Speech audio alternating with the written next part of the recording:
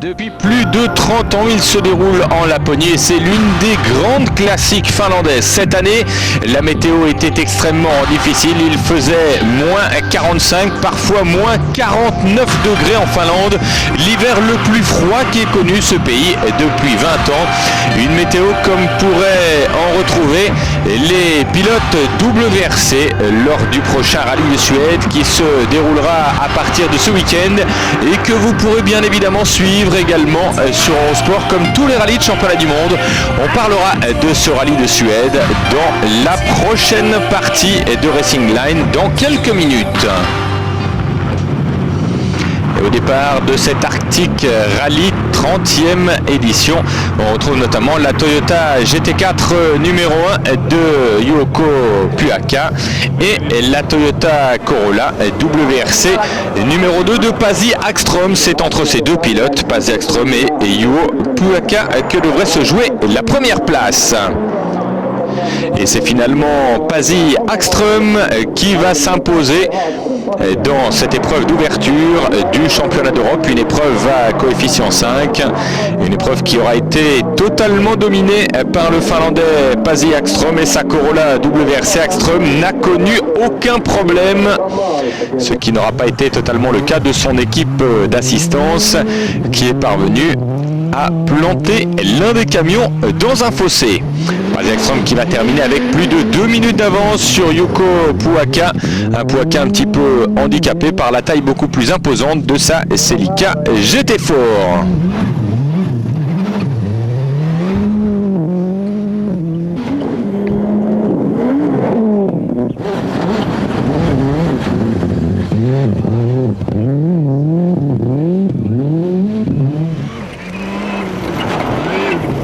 Voici Yuko Puaka en difficulté dans les virages étroits de cet Arctic Rally avec une Toyota Celica GT4 qui accuse le poids des ans face à la toute nouvelle Corolla WRC de Pasi Ekström.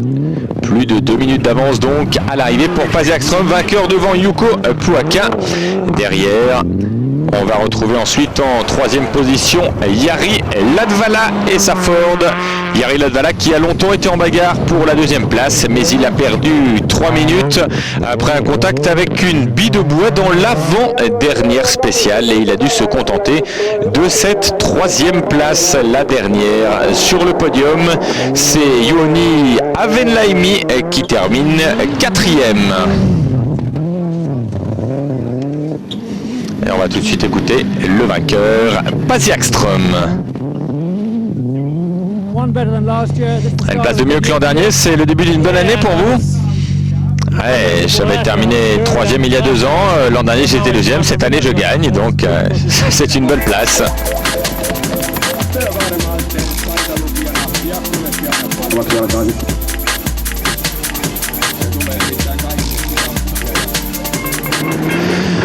En groupe N, tout s'est joué dans l'ultime spéciale longue de 26 km. Janne Tuino, le numéro 7, et Jani Pasonen, le numéro 8, tous deux pilotes Mitsubishi Lancer Evolution 5, étaient à égalité avant cette dernière spéciale.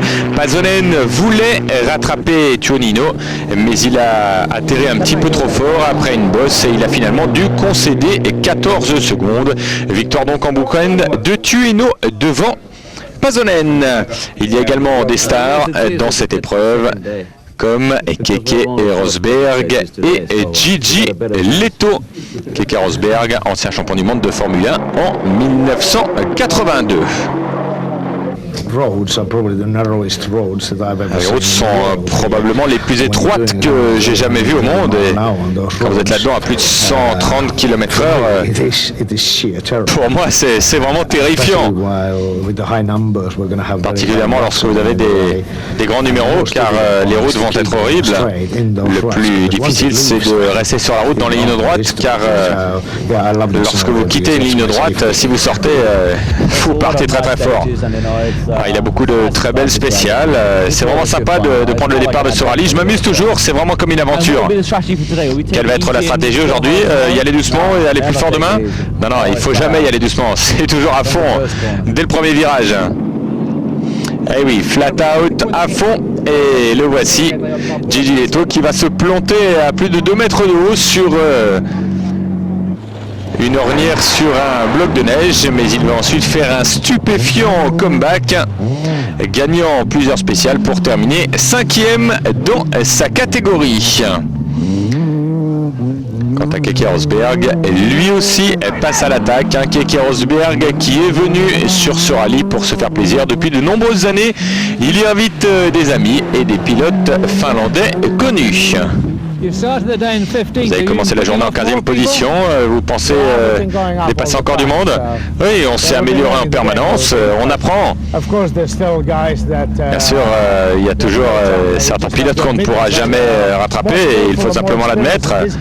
Mais on a été dans les 10 premiers de notre catégorie depuis le début, ça va bien, c'est vraiment sympa, je m'amuse beaucoup. Allez, vous comparez vos chronos avec ceux de Keke?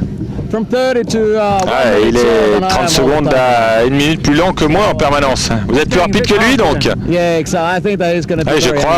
crois qu'il va être très fâché ce soir. Il ne va pas me payer une bière.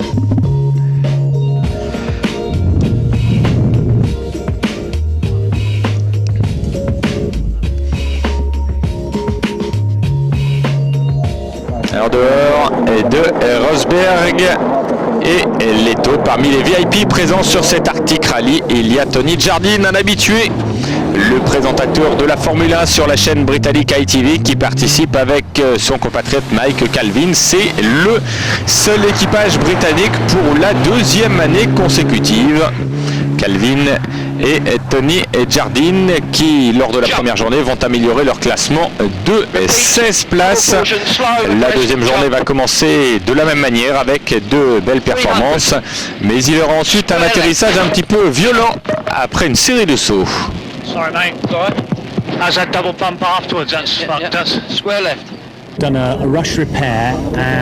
Sur la route, on a eu des problèmes avec le capot, on ne savait pas ce qu'il y avait exactement, on n'a pas pu trouver de véritables dommages, tout fonctionnait bien, la voiture ne semblait pas avoir de problème, la température d'eau était parfaite, donc on espère que tout va bien se passer, on croise les doigts.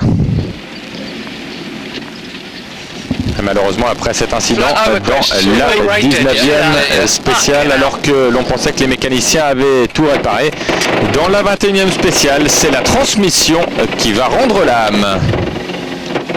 La 21e et avant-dernière spéciale. Right, Mike, we've got to get that Mike warning triangle out. Get it way back down the road. Just so near, just yet so far. On était si près. I feel desperately sorry for Mike. Je suis vraiment désolé pour Mike. On ne sait pas ce qui s'est passé.